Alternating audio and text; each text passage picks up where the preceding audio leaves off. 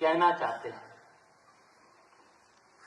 जितने यहाँ पर बैठे हुए हैं लोग, जब भी हम यहाँ पर बैठते हो या जसमंत नगर क्षेत्र के किसी भी कोने में जब जाते थे, तब कोने में क्या बात कहते थे याद है?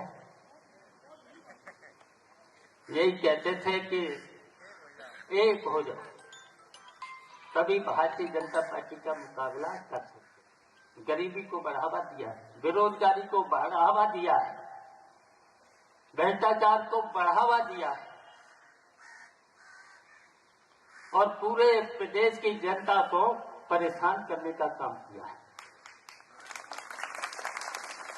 किसी भी कार्यालय में, सरकारी कार्यालय में जनता को अगर जाना पड़ता है तो बेइज्जत होकर के ही लौटना पड़ता है, रिस्पेक्ट देना ही पड़ता है। सरकार का कोई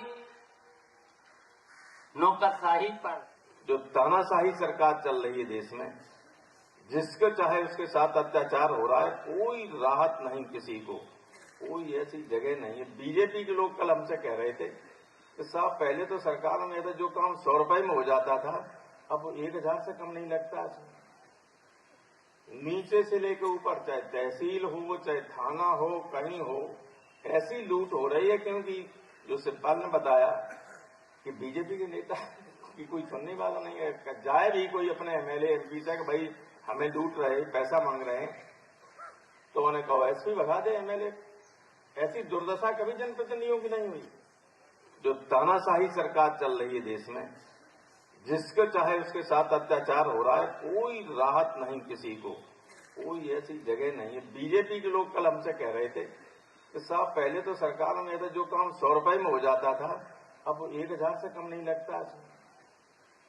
नीचे से लेकर ऊपर, चाहे तहसील हो चाहे थाना हो, कहीं हो, ऐसी लूट हो रही है। क्योंकि जो सिब्बल ने बताया कि बीजेपी के नेता की कोई सुनने वाला नहीं है, जाए भी कोई अपने एमएलए एमपी से कि भाई हमें लूट रहे, पैसा मांग रहे हैं, तो उन्हें कहो एसपी भगा दे एमएलए। ऐसी दुर्दशा कभी जनप्रतिनिधियों की नहीं है कि राजनीति की भी दूरियां आज खत्म हो गई। इसके लिए मैं बहुत बहुत धन्यवाद देता हूँ। अब घबराहट तो बीजेपी को हो रही होगी,